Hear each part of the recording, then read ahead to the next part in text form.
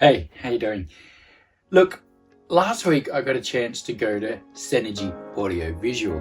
Now, Synergy Audio Visual distribute hi-fi products in Australia. Products like McIntosh, Sonus Faber, Well subwoofers, Rega turntables, and so many other brands. And I got a chance to talk to the owner of that business, and it was great to speak hi-fi and also the acquisition of McIntosh and Sonus Faber by Bose. So this is a podcast, so if you've got to walk the dog or you've got a few things that you got to do, put those headphones on and have a listen to this podcast, and I hope you enjoy it. And if you come to my channel, I really appreciate the views and the subscriptions, because we're all here to enjoy hi-fi. So thank you so much, and again, enjoy this podcast and this interview, because I had a blast going to Melbourne, talking hi-fi and looking at hi-fi products. Thank you for joining me today. Welcome to Synergy. So, you've got quite a few brands, but how does someone like yourself get into, like you're into hi-fi, but how do you get into hi-fi distribution? Well, I think I've been involved in hi-fi from when I was a boy, and always wanted to have something that was going to play my music better and better. And when I was at university, I worked in a hi-fi shop, not unlike yourself, and to follow a passion, and got an exposure to the industry in Australia as it then was. This is in the mid-1980s. And after university, I pursued a different profession for 3 years. And then in the back of my mind, I just thought, I've got this little, I was missing the hi-fi. And I just for a lark, I decided to do a little bit of contract work on Saturdays outside of my normal profession, just to keep my toe in the water, so to speak. But I realised it was a slippery slope, and I realised very much at that point that I had a choice of whether I continue my current profession or whether I go into the world of hi-fi. And I chose at that stage to establish Synergy Audio Visual, which initially, of course, had no products whatsoever. Was just a contracting business to these various hi-fi shops. And then gradually, through a number of brand acquisitions, morphed into a distribution business over a period of about 2 or 3 years. So how many brands did you start with? Well, initially there was nothing, of course. So it's just me going into work in various hi-fi shops as a contractor. And then for about a year, I was representing a Sydney-based distribution company, LeisureTech. So they had some brands like Magnapan and a few JBW, which is now defunct English speaker brand, along with some custom integration products. Sort of learned about selling through to the retail channel and to the CI channel during that year. And then I took a trip over to New York to the then Stereophile show. This would have been 96. I started the business in 95. Wow. In 96, went across, saw a wonderful brand, which is now gone, called Alchemist. Alchemist. And it was a very, very remarkable brand. It's an English company. They were exhibiting in America. Very, very striking designs, and sort of gold knobs on a silver fascia. Really beautiful product. They had a very famous product called the Kraken, which I now need to get my hands on. I think there's 1 or 2 floating around out there.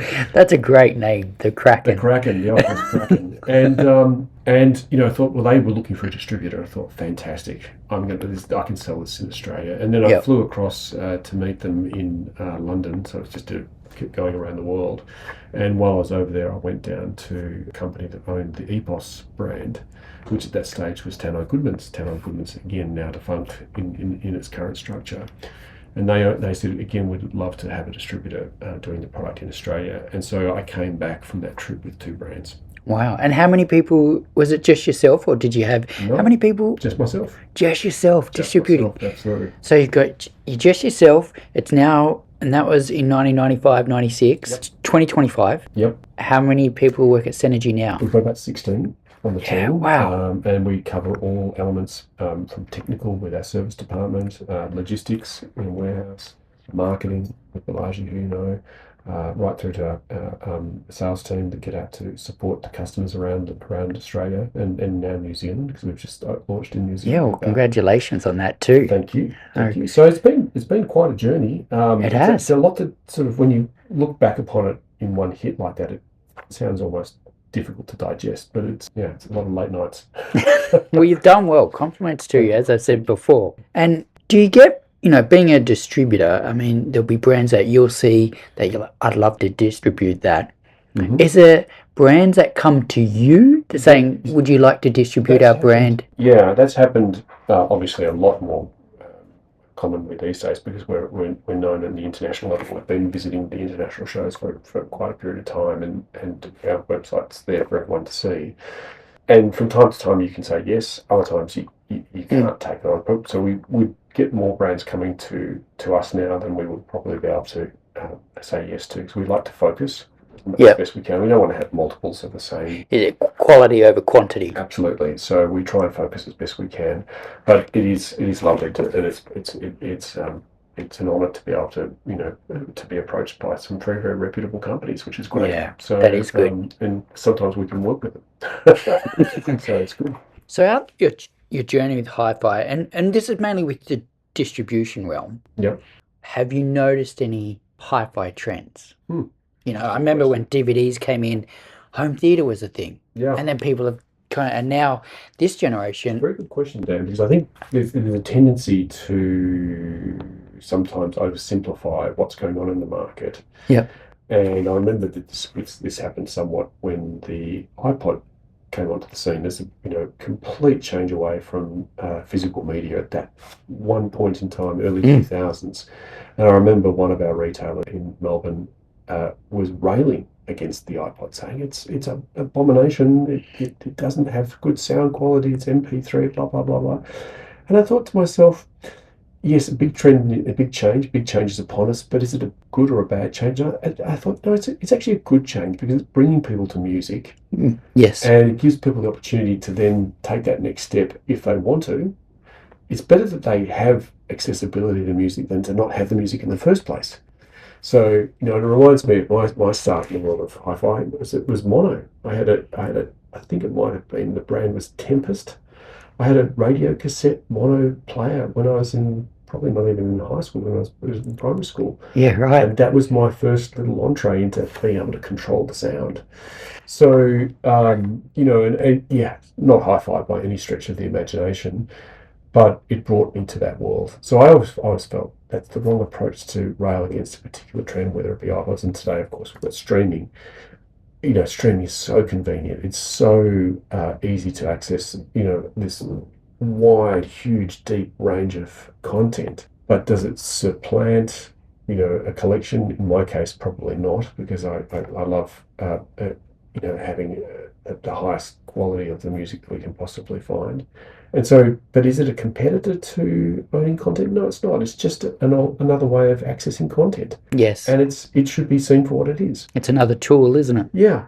So, I mean, obviously streaming is a very, very big thing going on right now. In the world of hi-fi, we do see changes from time to time. Obviously, ridden the wave of the vinyl revival, the analog revival, with record players coming back and now supplanting compact disc sales in physical media, at least, for the small amount of physical media that's actually sold in the market these days, which is lovely to see. And again, does that mean that vinyl is better than CDs? We tend not to be strong about that. We can see the things that vinyl does, and we can also see the things that digital does, and I can see reasons for both, as we discussed this morning. Yes, I like both. I like both. I think if you get great vinyl, it's very, very hard to go past. Yeah, sometimes they don't get great vinyl. That's the tragedy. That's where we found out with Ennio Morricone soundtrack. A huge area of discussion. Of course. It is. It occupies way too much airtime, I think. So, out of your time in hi-fi, and I have this. If someone was to ask me, hey, is there a piece of equipment you're really fond of? Like, there's stuff out there that it's better, but there's one piece of equipment like, I just thought this sounded great. I know it's old. Is there a piece of equipment in your hi-fi experience that you're fond of? There's been many. Out of that many. I wouldn't say there's one specific thing that just stands out head and shoulders above everything else, but just to give you an idea of both good and old and new, you know, there was a particular loudspeaker that Rega made back in they started making the late 1980s, early 1990s. We imported it. We started with Rega in 1997, so Rega is actually one of our oldest brands, and we brought in some of these. The last production of this model was called the Kite. KYTE. We still make a version of it today, which is a very different design.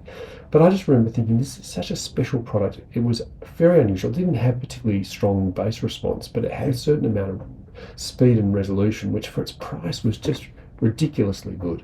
Definitely not a mass consumer product because it didn't do bass particularly well. Right. But that's an example of a standout product that was just very, very unique in the world of hi-fi at the time.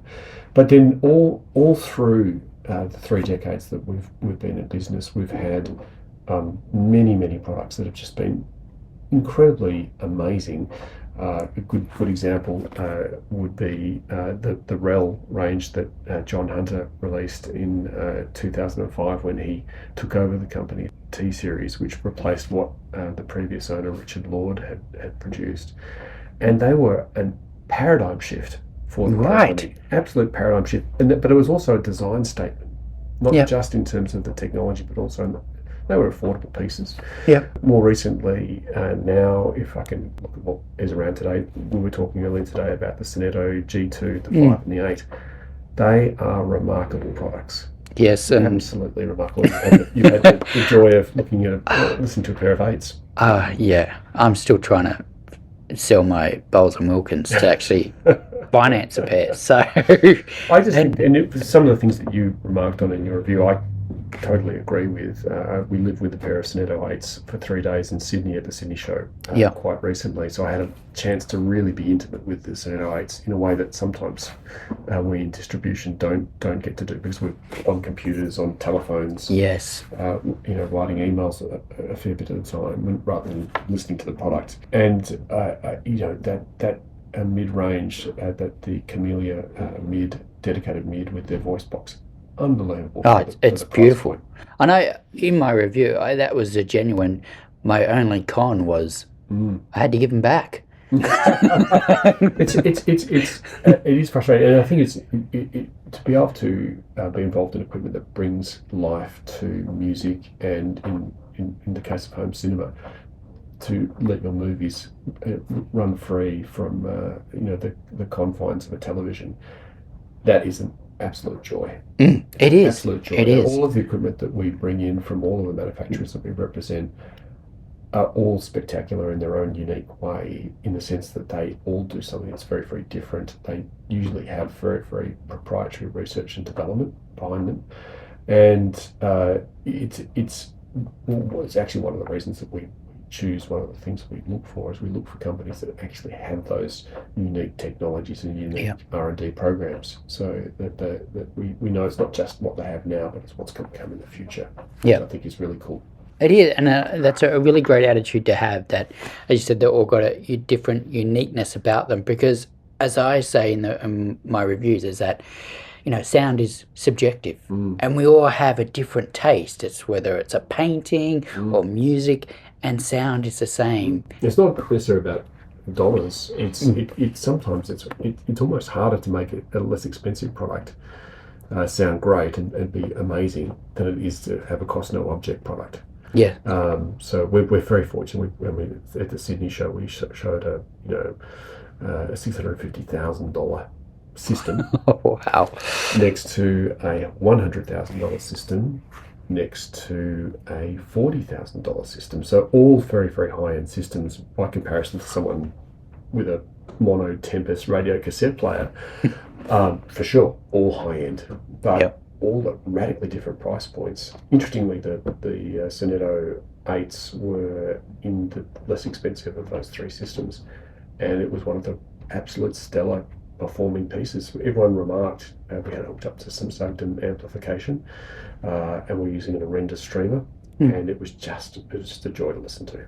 Really was. So when you mention those brands, and I won't keep you for too long, But second last questions, with being a distributor, it must be interesting to see brands grow over time.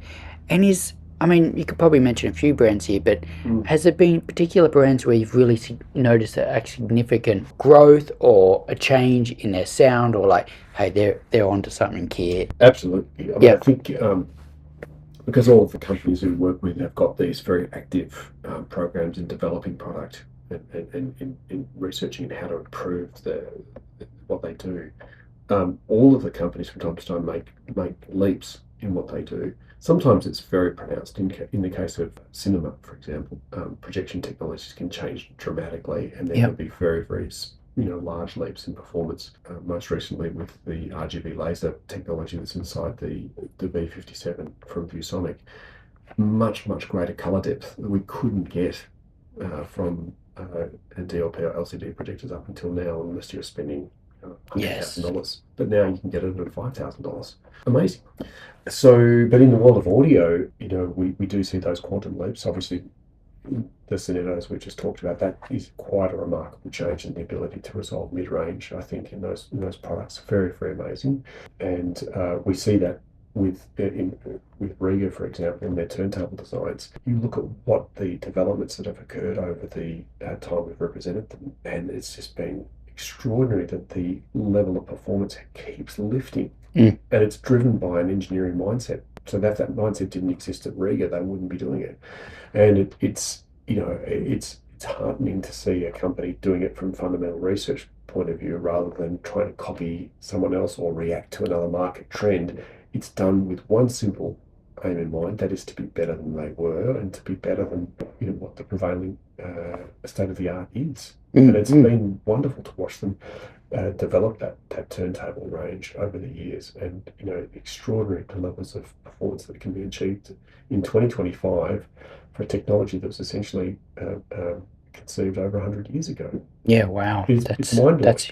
That's impressive, because, and you've probably seen this in hi-fi, there's some brands that I've noticed in my time that I've gone, and I'm going to name drop here because at the end I'm going to give them a compliment, is I remember having a Yamaha, and I thought it was great. It had the two channel, had the Bird Brown chip, that was the 3800 and the 3900, and you had the Z11. I thought they were fantastic piece of equipment. But then they started to just tail off a bit, and they came with more features, and I felt like they lost their way a little bit. And I'm like, you're an audio brand, but you're giving me a lot of features, but you're compromising on the audio. But now I set one up the other day, and I went, hey, this is what I remember Yamaha being. You're back. Awesome. This is good to see. I think it's great, esteemed brands like Yamaha are in the market, and of course they cover a wide range of categories. And some of those categories, they have to consider things like licensing, processing, rather than necessarily amplification as being their primary goal. So like any AV receiver company has got, it's one of the most complex devices that's ever been conceived for a consumer environment. The amount of digital processing that these things do, and the speed at which they do it at, and obviously the fact there's still not just 2 amplifiers, but in many cases 5 or 7 or more amplifiers on board, gets extremely complex. So there's I always get amazed that the companies can produce so much for so little. There's got to be compromises along the way, of course. But it's great to see. It is. So there's been a lot of discussion on this topic. And I've even looked, I rarely look at other people's audio channels because I don't want to seem like I'm copycatting anyone. But in terms of this topic, now my wife saw this topic and I looked at it as a positive. So, and that is Bose buying McIntosh, Sonus Faber. I've worked in hi-fi, and I've seen other investors buy hi-fi brands. Some of them just want to flip them really quick. And I said, but they're not into hi-fi. And this is what I said, Bose, they're an audio brand. An audio brand is buying another audio brand. You don't have a car brand or a white goods brand buying that's buying hi-fi. And I said, so I looked at as a positive thing. And if Bose are like, you keep doing what you're doing, Yeah. we'll keep it separate. You work under our umbrella, but it's still separate. We can share. I don't know if that's the way it's working, but I thought, Well, I think it's a fascinating thing to have happened. Obviously, Bose is one of the largest audio brands in the world. At least in years gone by, had been very much associated with the world of hi-fi. Today, of course, with their product range, it's not as focused on that sort of high-end audio space. And I think the purchase of the McIntosh Group by Bose allows them to ticket back into that market. And I think it's a really, really good ticket. Interestingly, since we've been working with these brands, the Macintosh Group, formerly the Fine Sounds Group, has had, I think, 4 changes of ownership. oh, that many. Yeah, since the time we Right. were appointed back in 2010 for Sonus Faber. So at least 4 or 5 changes with the group. And for the most of the time, as you mentioned, it was between different private equity companies, and these are companies that don't necessarily have an innate understanding or an affiliation with the audio world. So, and very often they're transitory purchases where they're buying to hold and then sell, 3, 5, 7 years later, and that's pretty much been the path that most of the private equity companies have taken.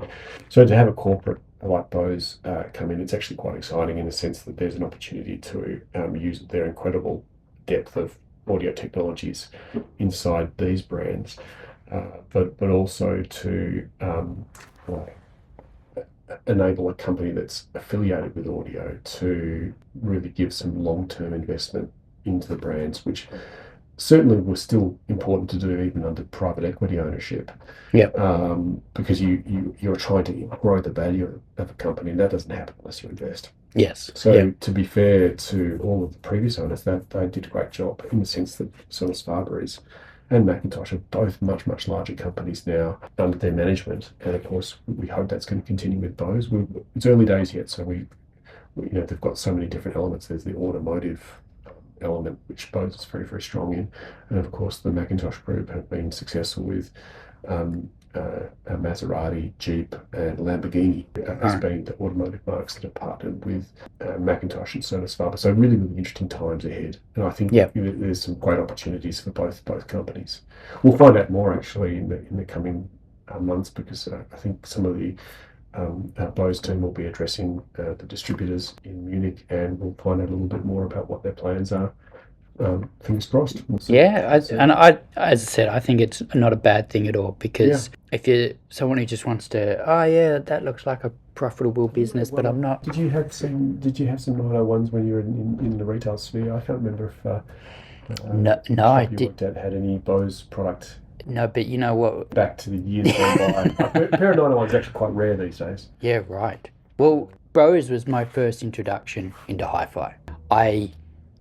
What I find with the hi-fi industry, and I think this goes out to all makers of hi-fi, especially at a certain price range if it's high end. I think hi-fi enthusiasts, if you change it too much, they'll know that. Yep. They're into their music, or if you change it too much, they're going to go, well, you know what, I'll buy this instead, because you were once a great brand and now. But in a positive way, I think it's great that it's an audio company buying another audio company. I think the great signpost in all of this is that the division under which the McIntosh Group has been purchased is luxury products. So Bose Luxury Products Division, which possibly means they might be looking at other companies as well, who knows. But I think it's a portent of how they see the brands.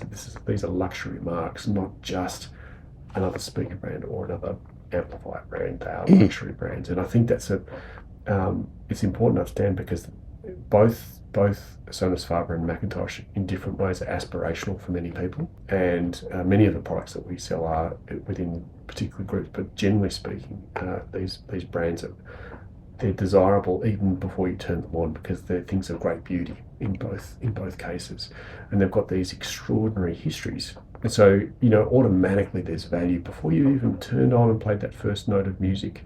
So, and I think that it's a different way of looking at audio, and it's completely legitimate, because we look at cars and we look at pieces of jewelry and watches in that same way. I think audio is part of that. We have to consider that, and it looks like Bose is aware of that. Utilize that in how they go to market. It'd be good to see. So, but look, I'll leave it there because I know you're a very busy man. I appreciate your time. Yeah, maybe talk, Dan. Welcome to Melbourne again. Yeah, no, thank you. All right, well, I'll leave it there and I'll talk to you next time. Thank you very much. Cheers. Take care.